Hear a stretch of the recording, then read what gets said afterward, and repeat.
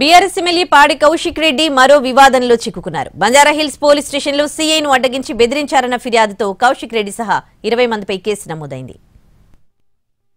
BRS MLA పాడి కౌశిక్ రెడ్డిపై Banjara Hills police స్టేషన్లో కేసు నమోదైంది. విధులను అడ్డగించి బెదిరించారని ఇన్స్పెక్టర్ రాఘవేంద్ర ఫిర్యాదుతో కౌశిక్ రెడ్డి సహా 20 మంది అనుచరులపై బంజారాహిల్స్ పోలీసులు కేసు నమోదు చేసి దర్యాప్తు చేస్తున్నారు.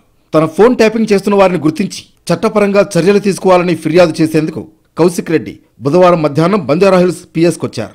ఎమ్మెల్యే వచ్చే సమయానికి బయటకు వెళుతున్న సీఐను గమనించి తన ఫిర్యాదును స్వీకరించిన అనంతరమే వెళ్లాలని డిమాండ్ చేశారు కౌశిక్ రెడ్డి. అర్జెంట్ పని ఉంది, బయటకు వెళుతున్నా, తిరిగి వచ్చిన తర్వాత తీసుకుంటానని సీఐ చెప్పడంతో ఎమ్మెల్యే ఆగ్రహం వ్యక్తం చేశారు. ఈ క్రమంలో బీఆర్ఎస్ కార్యకర్తలు సీఐ వాహనాన్ని అడ్డుకుని నినాదాలు చేశారు. దీంతో సీఐ వెనక్కి వచ్చి ఎమ్మెల్యే వద్ద ఫిర్యాదు పత్రం తీసుకున్నారు. కౌశిక్ రెడ్డి పోలీసుల్ని బెదిరించారని అధికార పార్టీ నేతలు మండిపడుతున్నారు.